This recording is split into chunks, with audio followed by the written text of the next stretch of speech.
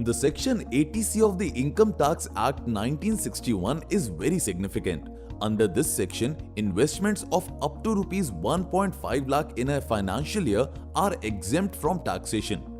Tax saving and wealth building almost always go hand in hand. Tax saving आपके income को optimise करता है और आपके पास ज्यादा पैसे बचते हैं to save, spend and invest. इसीलिए tax planning is crucial. Here's how you can utilize 80C deductions to save tax and build wealth.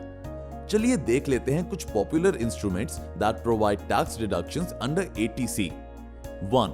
Equity linked saving schemes ELSS. ELSS एक म्यूचुअल फंड स्कीम है with investments in a diverse range of equities. The interest earned is tax-free and compounded annually.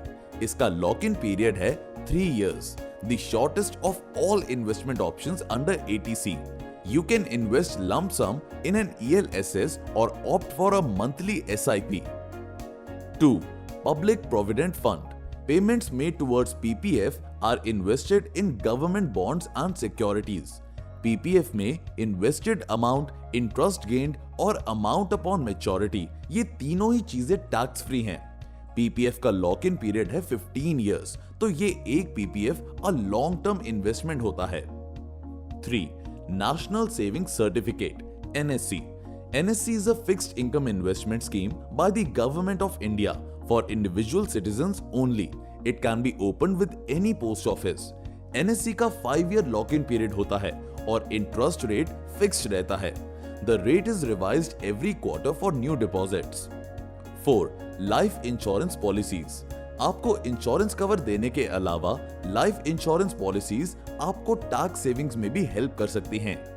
Any amount paid towards life insurance premium for yourself, your spouse or your children is eligible for deductions. 5. 5-year fixed deposits FDs. Fixed deposit एक safe financial instrument है जिसमें आपको guaranteed returns मिलते हैं against your capital. Any fixed deposit with a scheduled bank for a tenure of 5 years qualifies for deduction under Section 80C. However, interest earned on this deposit is taxable.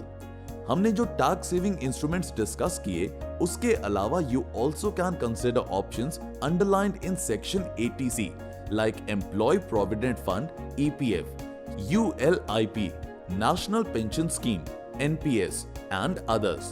But remember, irrespective of number of investments, only a maximum number of rupees 1.5 lakh can be claimed for the 80C tax deductions. For more resources about investing, visit www.angelbroking.com.